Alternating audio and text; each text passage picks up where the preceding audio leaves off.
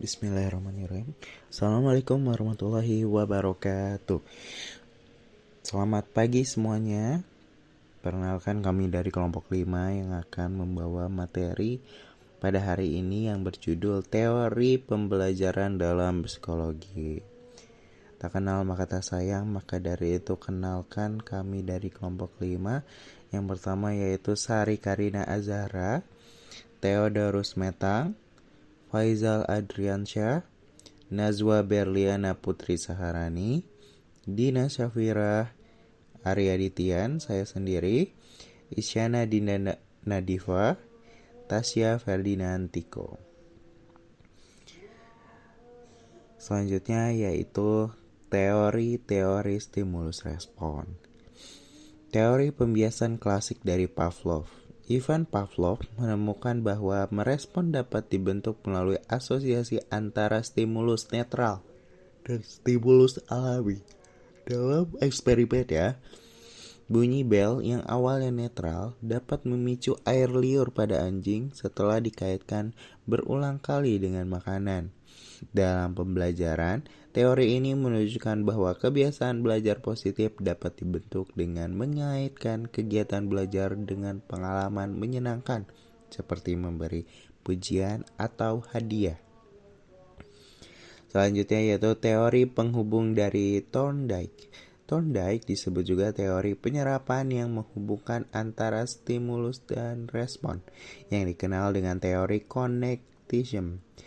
Teori ini menekankan kepada siswa untuk banyak berlatih dan mencoba trial and error. Adapun ciri-ciri belajar trial and error antara lain, satu adalah motif mendorong aktivitas. Kedua, ada bagai respon terhadap situasi. Tiga, ada eliminasi respon yang gagal atau salah. Yang keempat, ada kemajuan reaksi-reaksi mencapai tujuan dari penelitian itu. 3 hukum belajar Edward Lee Thorndike. Yang pertama, hukum kesiapan atau the law of readiness. 1. Agar proses belajar mencapai hasil yang sebaik-baiknya, maka diperlukan adanya kesiapan dari organisme untuk melakukan belajar. 2. Bila seseorang sudah siap melakukan suatu tingkah laku, tetapi tingkah laku tersebut tidak dilaksanakan, maka akan menimbulkan kecewaan baginya, sehingga menyebabkan dilakukannya tingkah laku lain untuk mengurangi kekecewaannya. 3. Apabila seseorang belum siap melakukan suatu tingkah laku, tetapi ia terpaksa melakukannya, maka akan menimbulkan ketidakpuasan. 4. Apabila seseorang belum siap melakukan suatu tingkah laku dan menunda untuk melakukan tingkah laku tersebut, maka akan menimbulkan kepuasan. 2. Hukum latihan atau the law of exercise. Yang pertama, hukum penggunaan. Prinsip hukum ini adalah hubungan antara stimulus dan respons yang akan menjadi semakin kuat jika sering digunakan. 2. Hukum tidak ada penggunaan. Prinsip hukum ini adalah hubungan antara stimulus dan respons yang akan melemah jika tidak diikuti dengan pengulangan atau latihan. Selanjutnya, hukum akibat atau the law of effect. Hukum ini berbunyi hubungan antar stimulus dan respon diperkuat apabila akibatnya memuaskan dan akan melemah apabila akibatnya tidak memuaskan. Suatu perbuatan yang menyebabkan kesenangan atau kepuasan cenderung untuk diulang. Sebaliknya, apabila tidak menyenangkan akan cenderung dihentikan. Aplikasi teori Thorndike dalam pembelajaran yaitu 1. Guru harus tahu bahwa siswa lebih minat belajar ketika mereka merasa berkebutuhan dan berkepentingan pada pelajaran tersebut. Maka guru harus memastikan bahwa kegiatan belajar tersebut penting bagi siswa. 2. Kesiapan merupakan prasyarat untuk belajar. Karena itu, guru disarankan untuk mempertimbangkan kemampuan mental atau kognitif peserta didik ketika merencanakan kurikulum atau isi instruksional. 3. Guru harus menyadari fakta bahwa siswa ingin mengulang tindakan yang mereka terima sebagai hal positif. Oleh karena itu, guru harus selalu menggunakan berbagai strategi motivasi untuk mempertahankan minat belajar siswa di kelas. 4. Guru harus selalu menghadirkan bahan secara logis dan cara yang lebih koheren. Ini adalah cara utama untuk menangkap dan mempertahankan kepentingan peserta didik dalam kegiatan pedagogis. 5. Guru harus mempertimbangkan penggunaan hukuman sebagai pilihan terakhir dalam mengurangi perilaku yang tidak diinginkan di kelasnya. Ini disebabkan hukuman tidak bisa benar-benar mengatasi masalah dan itu akan membuat siswa menjadi lebih keras di kelas. Guru harus menyadari pentingnya latihan atau praktek dalam proses pembelajaran. Selanjutnya, teori behaviorisme dari Watson. Dalam menghadapi trauma atau kecemasan, pendekatan behavioristik menawarkan beberapa teknik, yaitu pertama, counter conditioning, yaitu mengubah asosiasi negatif menjadi positif. 2. Pendekatan bertahap, yaitu memperkenalkan stimulus secara perlahan. 3. Relaksasi fisik, yaitu untuk mengontrol respon tubuh. 4. Yaitu penguatan lingkungan positif, yaitu menciptakan suasana yang mendukung perubahan. Selanjutnya akan dibacakan oleh saya, yaitu teori behaviorisme dari Watson. Dalam pendidikan, teori ini diterapkan melalui metode drill atau pembiasaan, di mana pengulangan dan penguatan digunakan untuk membentuk perilaku belajar. Penelitian menunjukkan bahwa metode ini efektif meningkatkan kemampuan siswa. Agar efektif, behaviorisme membutuhkan yang pertama, tujuan yang jelas dan terukur, yang kedua, materi konkret, yang ketiga, siswa yang membutuhkan motivasi eksternal, dan yang keempat, media yang menstimulasi. Slide selanjutnya, teori kesegaran dari Guthrie. Teori kesegaran atau contiguity theory dari Guthrie menjelaskan bahwa belajar terjadi karena adanya hubungan langsung antara stimulus dan respon. Ketika keduanya muncul bersamaan, maka akan terbentuk asosiasi kuat. Artinya, satu kali penggabungan stimulus dan respon yang tepat sudah cukup untuk menciptakan pembelajaran, terutama jika tidak ada respon lain yang terjadi setelahnya. Berbeda dengan teori lain yang menekankan pengulangan atau penguatan, Guthrie menekankan pada waktu kemunculan stimulus dan respon yang bersamaan. Karena itu, peran pemberi stimulus sangat penting, harus jelas, spesifik, dan disesuaikan dengan karakter penerimaan agar respon yang muncul juga tepat. Namun, dalam praktiknya, tidak semua kebiasaan yang terbentuk sesuai dengan tujuan pembelajaran. Untuk itu, Guthrie menawarkan 3 metode untuk mengubah kebiasaan yang tidak sesuai. Yang pertama, metode ambang. Menghadapkan individu pada stimulus pemicu, namun dalam kadar rendah lalu meningkatkan secara perlahan agar muncul respon yang berbeda. Misalnya, memindahkan siswa yang suka ramai ke depan kelas untuk mengurangi gangguannya. Yang kedua, metode kelelahan. Membiarkan seseorang terus-menerus melakukan respon yang salah, sampai ia lelah atau bosan, sehingga berhenti sendiri. Contohnya, siswa yang suka mencontek disuruh menulis catatan terus-menerus hingga bosan. Yang ketiga, metode reaksi berlawanan. Mengganti respon lama dengan reaksi baru yang bertentangan. Misalnya, siswa yang takut maju ke depan harus diberi kesempatan maju hingga rasa takutnya hilang dan digantikan rasa percaya diri. Slide selanjutnya, teori pembiasaan operan dari Skinner. Berikut adalah versi naratif sehingga tentang teori pembiasaan operan dari B.F. Skinner. Teori pembiasaan operan yang dikembangkan oleh B.F. Skinner menekankan bahwa perilaku dipengaruhi oleh konsekuensi yang mengikutinya. Perilaku yang diikuti dengan penguatan atau reward cenderung diulang, sementara perilaku yang diikuti dengan hukuman atau punishment cenderung berkurang. Dalam teori ini terdapat 2 jenis penguatan.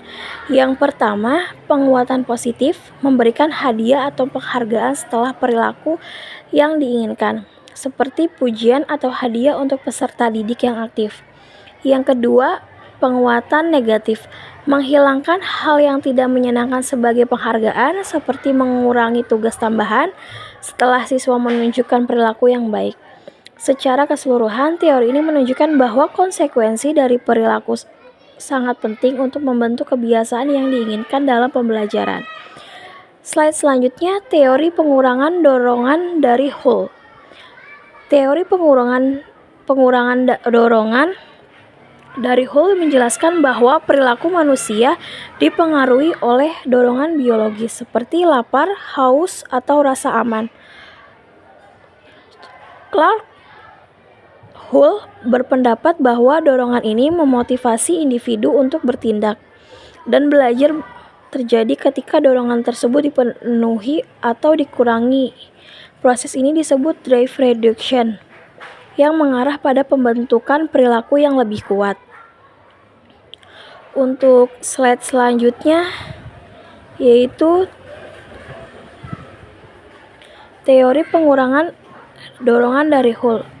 Hull menambahkan konsep baru dalam pendekatan stimulus response atau SR dengan memperkenalkan variabel intervening, yaitu faktor internal atau seperti motivasi dan kebiasaan yang mempengaruhi hubungan antara stimulus dan respon. Model ini dijelaskan dengan rumus S strip R yang menggambarkan hubungan antara stimulus eksternal, jejak stimulus internal, reaksi motorik, dan respons nyata. Slide selanjutnya, teori pengurangan dorongan dari Hull. Teori ini melibatkan 16 postulat dasar yang mencakup prinsip-prinsip bagaimana stimulus, respon, dan dorongan saling berinteraksi dalam pembelajaran. Salah satunya konsep kunci adalah drive yang mengarahkan perilaku untuk mengurangi ketidaknyamanan atau memenuhi kebutuhan biologis. Penerapan teori Hull dalam pendidikan meliputi yang pertama, pembelajaran berbasis motivasi dengan intensif untuk mendorong respon belajar. Yang kedua, tujuan pembelajaran yang jelas agar siswa memahami arah pembelajaran. Yang ketiga, penguatan positif untuk memperkuat perilaku belajar. Yang keempat, lingkungan belajar yang kondusif mendukung proses pembelajaran yang efisien. Yang kelima, penyusunan materi bertahap dari yang mudah ke yang sulit untuk membangun asosiasi yang kuat. Yang keenam, pengelolaan kecemasan sebagai motivasi untuk mendorong belajar tanpa menghambatnya. Itu Teori mediasi dari Osgood menjelaskan bahwa makna dari semua tanda, sigen atau simbol tergantung pada proses mediasi simbolik yang merupakan perantara dalam memberikan makna. Proses ini terjadi melalui hubungan antara tanda dengan objek atau peristiwa yang dialami dalam interaksi manusia. Dalam teori ini, Osgood menggunakan rumus S, RM, SM, dan R, di mana S adalah stimulus, RM adalah respon mediasi, SM adalah stimulus mediasi, dan R adalah respon akhir. Menurut Osgood, tidak hanya satu stimulus utama yang diterima, tetapi juga stimulus tambahan yang datang bersamaan. Kedua stimulus ini bergabung dalam respon yang terjadi dalam otak manusia. Osgood menganggap makna sebagai hasil dari pembelajaran dan pengalaman yang berfungsi sebagai proses mediasi dalam memberikan respon terhadap objek tertentu, terutama melalui bahasa kata-kata.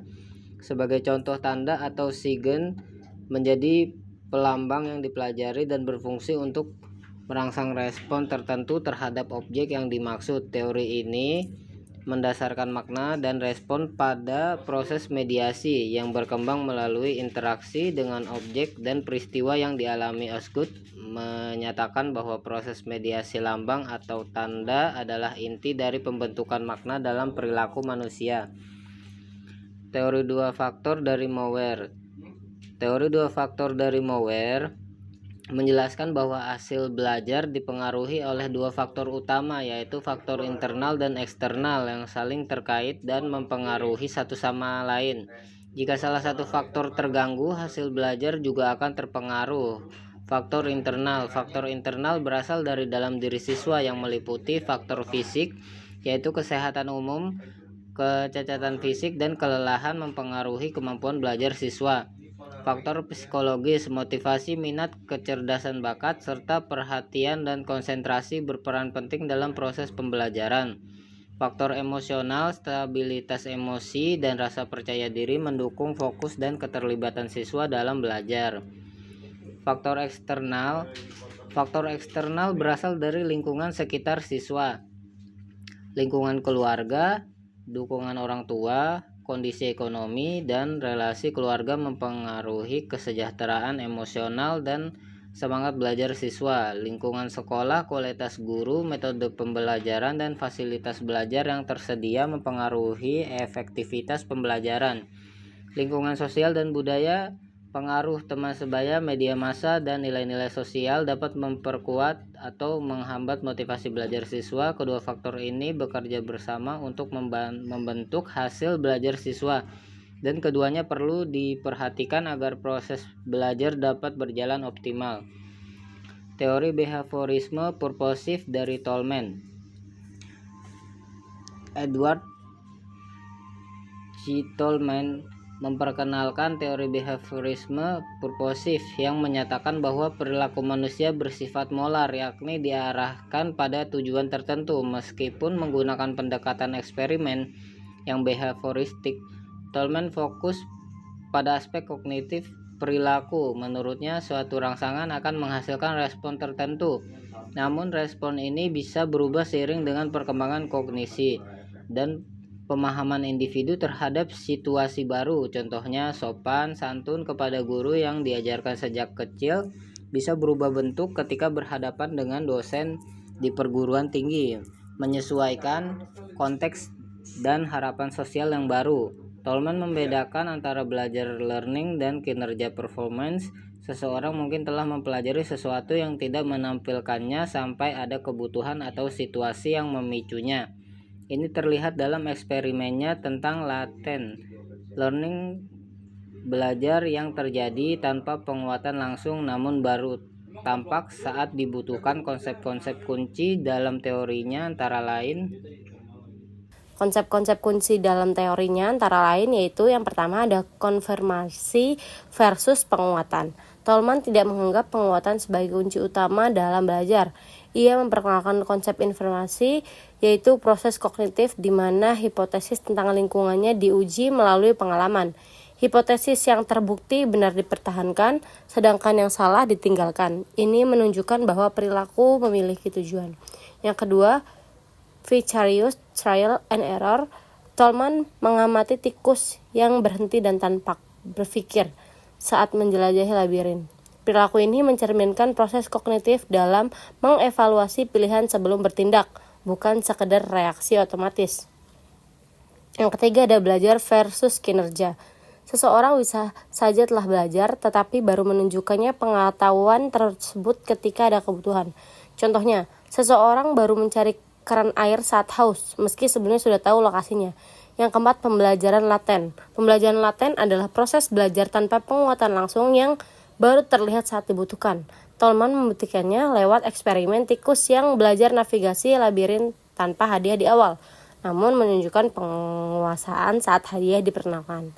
Yang kelima ada ekspektasi penguatan. Tolman menekankan bahwa organisme membentuk harapan terhadap hasil tertentu. Jika jenis penguatan berubah, perilaku pun bisa terganggu. Berbeda dengan pandangan behavioris klasik yang menekankan kuantitas penguat. Yang keenam ada Chatham. Organisme belajar mengasosiasikan objek tertentu dengan pemuasan kebutuhan. Misalnya, orang yang terbiasa makan ikan saat lapar akan mencari ikan sebagai pilihan utama. Yang ketujuh, keyakinan ekuivalensi. Jika subtujuannya menghasilkan dampak yang sama dengan tujuan utama, maka subtujuan tersebut dianggap ekuivalen dan dapat memotivasi perilaku. Yang kedelapan ada ekspektasi medan. Seseorang belajar berhubungan atau isyarat dengan isyarat lain dalam lingkungan. Ini mendukung pembelajaran laten dan kemampuan navigasi berdasarkan peta kognitif. Yang ke-9 ada mode medan kognitif merujuk pada strategi pemecahan masalah yang terbentuk dari pengalaman strategi yang efektif cenderung digunakan kembali suatu serupa. Yang ke-10 ada diskriminasi dorongan. Seseorang dapat mengenali kondisi dorongan internal seperti lapar atau haus dan menyesuaikan respon terhadap kondisi tersebut. Yang 11 pola motorik. Tolman mengakui pentingnya keterkaitan ide dan gerakan. Ia setuju dengan Goodhart bahwa respon motorik tersebut melalui pengalaman yang membantu menghindari stimulus negatif. Teori medan Gestalt dari Wertheimer. Teori belajar Gestalt sering disebut file teori atau insightful learning, merupakan pendekatan yang berbeda dari teori behavioristik. Berlandaskan psikologi Gestalt, teori ini menekankan bahwa manusia bukan sekedar makhluk reaktif terhadap stimulus, melainkan individu utuh yang berinteraksi secara unik dengan lingkungan berdasarkan kepribadian dan pengalamannya. Kata Gestalt berasal dari bahasa Jerman yang berarti keseluruhan. Dalam konteks pembelajaran, teori ini menyatakan bahwa manusia memahami sesuatu sebagai suatu kesatuan, bukan sebagai kumpulan bagian-bagian kecil.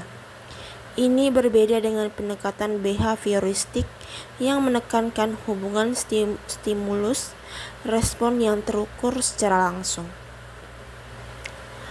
Psikologi Gestalt termasuk dalam kelompok psikologi kognitif yang lebih menyoroti proses mental internal seperti persepsi, pemahaman, dan intuisi dalam belajar. Max Wertheimer, pelopor teori ini, meneliti persepsi melalui eksperimen Scheinbewegung atau gerak semu yang menunjukkan bahwa persepsi menciptakan makna lebih dari sekedar jumlah unsur-unsurnya. Penemuan ini menjadi dasar bahwa persepsi manusia cenderung membentuk struktur yang utuh dan bermakna dari informasi yang tidak lengkap. Teori Gestalt memiliki 5 buah hukum organisasi, yaitu 1. Hukum Pragnas atau kesempurnaan. Organisasi psikologis cenderung mencari bentuk yang sederhana, teratur, stabil, dan sempurna. Dalam proses persepsi, kita akan berusaha mengabaikan hal-hal yang tidak teratur untuk membentuk pengalaman yang utuh dan bermakna. Misalnya, saat anak berbicara dalam kalimat tidak lengkap, otak tetap berusaha menyempurnakan dan memahami makna kalimat tersebut. Yang kedua, hukum kesamaan. Objek-objek yang memiliki kesamaan bentuk atau warna cenderung dipersepsikan sebagai satu kelompok. Dalam pembelajaran bahasa, kesamaan dalam bentuk kata atau bunyi memudahkan pengelompokan dan pemahaman kosakata baru. Yang ketiga, hukum proximity atau kedekatan. Objek atau peristiwa yang letaknya berdekatan dalam ruang atau waktu cenderung dipersepsikan sebagai satu kesatuan. Dalam belajar bahasa, frasa atau kosakata yang sering muncul bersama dalam waktu berdekatan akan lebih mudah diingat dan dipahami. 4. Hukum penutupan. Persepsi manusia cenderung melengkapi bentuk-bentuk yang tidak sempurna menjadi suatu gambar atau pengalaman yang utuh. Kita secara naluriah menutup kekurangan informasi visual atau verbal agar menjadi satu kesatuan yang berarti. Yang kelima, hukum kelanjutan baik. Persepsi akan melanjutkan pola yang belum lengkap sebagai sesuatu yang berkesinambungan dan teratur. Misalnya, garis putus-putus akan tetap dianggap sebagai satu garis lurus yang menyatu oleh otak kita. Hal ini menunjukkan kecenderungan persepsi untuk mencari kesatuan dan kelengkapan. Teori Gestalt menekankan pentingnya pemahaman hubungan antara bagian dan keseluruhan dalam pembelajaran. Beberapa aplikasinya adalah: 1. Tilikan atau insight. Siswa memiliki kemampuan mengenali hubungan antar unsur dalam satu konsep atau peristiwa. Belajar menjadi lebih bermakna saat peserta didik menyadari hubungan tersebut. Yang kedua, pembelajaran bermakna. Keterkaitan antar unsur informasi membantu membentuk insight yang memperkuat proses belajar. Yang ketiga, perilaku bertujuan. Belajar tidak hanya sekedar respon terhadap rangsangan, melainkan diarahkan oleh tujuan yang ingin dicapai siswa. Baik, selanjutnya yaitu 4. Prinsip ruang hidup. Lingkungan sekitar mempengaruhi perilaku belajar. Oleh karena itu, materi harus dikaitkan dengan situasi nyata yang dihadapi peserta didik. Yang kelima, transfer belajar. Pemahaman prinsip dasar memungkinkan proses didik menerapkan ilmu dalam berbagai situasi berbeda. Guru berperan dalam menuntut siswa menemukan prinsip-prinsip utama dalam materi ajar. Yang berikutnya itu ada teori medan dari Levin. Levin menyatakan bahwa setiap individu hidup dalam suatu medan psikologis yang disebut life space atau ruang kehidupan. Ruang ini mencakup segala hal yang mempengaruhi perilaku individu, baik berupa orang-orang yang ditemui, objek-objek di sekitarnya, maupun keadaan kejiwaan internal. Dalam kondisi ini, belajar dipandang sebagai hasil dari perubahan dalam struktur kognitif individu yang dipengaruhi oleh dua kekuatan utama: struktur medan kognitif dan motivasi internal. Teori yang dikembangkan Levin dikenal sebagai cognitive flight theory, yang menekankan pada interaksi antara kepribadian dan lingkungan sosial. Levin melihat perilaku sebagai hasil dari interaksi antara kekuatan internal, tekanan internal atau tujuan kebutuhan, tekanan psikologis, dan eksternal atau tantangan hambatan lingkungan. Ia merumuskan perilaku sebagai berikut: B sama dengan atau P, E, yang berarti perilaku merupakan fungsi dari pribadi dan lingkungan. Levin mengkritik pandangan tradisional yang mengabaikan pengaruh situasi. Menurutnya, seluruh fenomena psikologistik seperti tindakan, impian, dan harapan adalah bagian dari ruang kehidupan individu dan tidak dapat dipisahkan dari konteks tempat peristiwa itu terjadi. Dengan kata lain, memahami perilaku seseorang harus selalu memperhitungkan lingkungannya.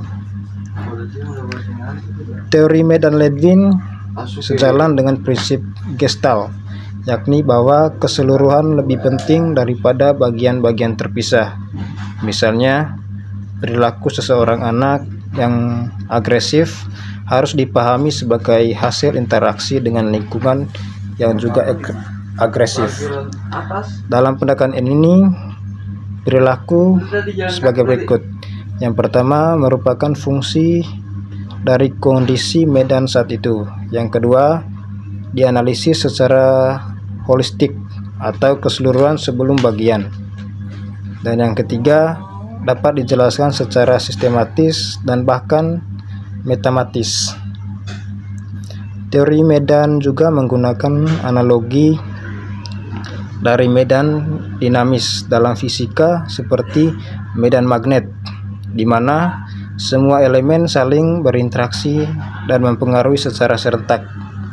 dalam ruang kehidupan terdapat dua komponen utama, yaitu yang pertama diri sendiri atau kebutuhan, tujuan, rencana pribadi, dan yang kedua itu lingkungan atau baik fisik, sosial maupun persepsi terhadap situasi eksternal. Setiap bagian dalam ruang kehidupan saling berkaitan dengan menciptakan sistem ketegangan psikologis. Ketegangan ini muncul saat individu menghadapi hambatan dalam mencapai tujuannya, yang bisa menimbulkan berbagai reaksi, mencari alternatif, mengganti tujuan, atau mundur dari tujuan tersebut. Tiga elemen penting dalam teori ini adalah yang pertama yaitu tujuan yang mengarahkan perilaku, yang kedua preferensi sebagai cara individu memandang medan kehidupan, yang ketiga motivasi sebagai kekuatan pendorong untuk mencapai tujuan tersebut. Yang keempat di sini yaitu teori perkembangan kognitif dari Piaget. Jean Piaget menyebutkan bahwa struktur kognitif sebagai skemata, yaitu kumpulan dari skema-skema seorang individu dapat mengikat, memahami, dan memberikan respon terhadap stimulus disebabkan pekerjaan skemata ini.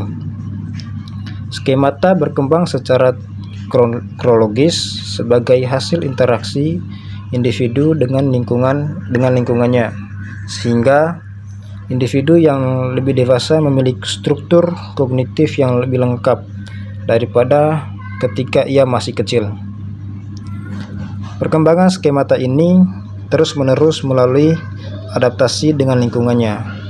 Skemata tersebut membentuk sesuatu pola penalaran tertentu dalam pikiran anak. Makin baik kualitas skema ini, makin baik pula pola penalaran anak tersebut. Proses terjadinya adaptasi dari skemata yang telah terbentuk dengan stimulus baru dilakukan dengan dua cara, yaitu asimilasi dan akomodasi. Asimilasi adalah pengintegrasian stimulus baru ke dalam skemata yang telah terbentuk secara langsung. Akomodasi adalah proses pengintegrasian stimulus baru ke dalam skema yang telah terbentuk secara tidak langsung. Piaget mengatakan bahwa melampaui perkembangan melalui 4 tahap dalam memahami dunia, masing-masing terkaitan dengan usia dan terdiri dari cara berpikir yang berbeda. Berikut adalah penjelasannya. Baiklah, di sini saya akan membahas tentang tahapan perkembangan kognitif Piaget. Di sini Piaget mengatakan bahwa kita mengalami perkembangan kognitif melalui 4 tahap utama dalam memahami dunia. Setiap tahap berkaitan dengan rentang usia tertentu dan mencerminkan cara berpikir yang berbeda. Berikut penjelasannya. Pertama, tahap sensori motor. Tahap ini terjadi sejak lahir hingga usia 2 tahun. Pada tahap ini, perkembangan mental bayi ditandai oleh kemampuan mereka dalam mengorganisasi dan mengkoordinasikan sensasi, seperti melihat dan mendengar melalui gerakan dan tindakan fisik. Mereka mulai memahami dunia melalui interaksi langsung dengan lingkungannya. Kedua, tahap praoperasional. Tahap ini berlangsung dari usia 2 hingga 7 tahun. Nah, di sini anak mulai menggambarkan dunia dengan kata-kata dan gambar-gambar. Nah, pada masa ini muncullah 3 pemikiran. Yang pertama ada egosentris, yang kedua ada animisme, yang ketiga ada intuitif. Nah, pemikiran egosentris ini ketidakmampuan anak untuk melihat dari sudut pandang orang lain. Nah, selain itu mereka juga mempercayai animisme, yakni keyakinan bahwa benda mati memiliki sifat kehidupan. Nah, anak juga berpikir secara intuitif. Mereka merasa tahu sesuatu tetapi belum menggunakan logika secara rasional. Nah, yang ketiga, tahap operasional konkret. Tahap ini berlangsung antara usia 7 hingga 11 tahun. Di tahap ini, anak mulai mampu melakukan penalaran logis. Meskipun masih terbatas pada hal-hal konkret dan nyata, mereka mulai memahami konsep konservasi, klasifikasi, dan bisa menyusun logika untuk memecahkan masalah selama ada contoh konkret yang bisa diamati. Nah, yang keempat, tahap operasional formal. Nah, tahap ini dimulai sekitar usia 11 hingga 15 tahun dan merupakan tahap terakhir menurut Piaget. Di sini individu mulai mampu berpikir secara abstrak, logis, dan sistematis. Mereka bisa memahami ide-ide kompleks, menyusun hipotesis, dan berpikir tentang hal-hal yang tidak hanya bersifat konkret atau nyata. Ya, selanjutnya saya akan membahas teori yang sangat berpengaruh dalam bidang psikolinguistik, yaitu teori genetik kognitif dari Noam Chomsky. Nah, di sini meskipun Chomsky tidak secara eksplisit merumuskan teori pemeralaan bahasa, pemikirannya telah merevolusi cara kita memahami bagaimana manusia belajar bahasa. Nah, menurut Chomsky, kemampuan berbahasa itu bukan hasil kebiasaan atau pembiasaan seperti pendapat behaviorisme, tapi sudah sejak lahir. Nah, artinya kemampuan ini bersifat genetik. Dia menolak pandangan Skinner yang menganggap bahasa dipelajari hanya melalui stimulus dan respons. Nah, alasannya input yang diterima anak itu sebenarnya sangat terbatas, tapi mereka tetap bisa menguasai bahasa dengan cepat dan kompleks. Nah, disinilah Chomsky memperkenalkan konsep Language Acquisition Device atau LAD. LAD ini adalah semacam alat bawaan dalam otak manusia yang otomatis bekerja untuk menyerap dan memproses bahasa dari lingkungan sekitar. Nah, LAD inilah yang menyusun struktur tata bahasa internal berdasarkan input yang diterima. Nah, prosesnya juga dipengaruhi oleh apa yang disebut struktur universal bahasa, yaitu pola dasar bahasa yang sama di semua manusia sejak lahir. Anak-anak cukup menerima masukan dari lingkungan, lalu LAD bekerja membentuk teori bahasanya sendiri. Makanya, di usia 3-4 tahun saja, tata bahasa anak sudah hampir setara dengan orang dewasa. Nah, jadi menurut Chomsky, pemeralaan bahasa adalah proses kognitif yang ditopang oleh potensi genetik dan struktur bawaan dalam otak manusia. Ini sangat berbeda dari pandangan yang menganggap bahasa dipelajari hanya lewat latihan atau pengulangan. Baiklah, materi sudah kami jelaskan semuanya. Untuk teman-teman, apakah ada yang ingin ditanyakan? Jika ada yang ingin ditanyakan, silakan bertanya di kolom komentar yang ada di grup. Kesimpulannya ialah teori pembelajaran dalam psikologi terbagi menjadi dua aliran utama, behavioristik dan kognitif.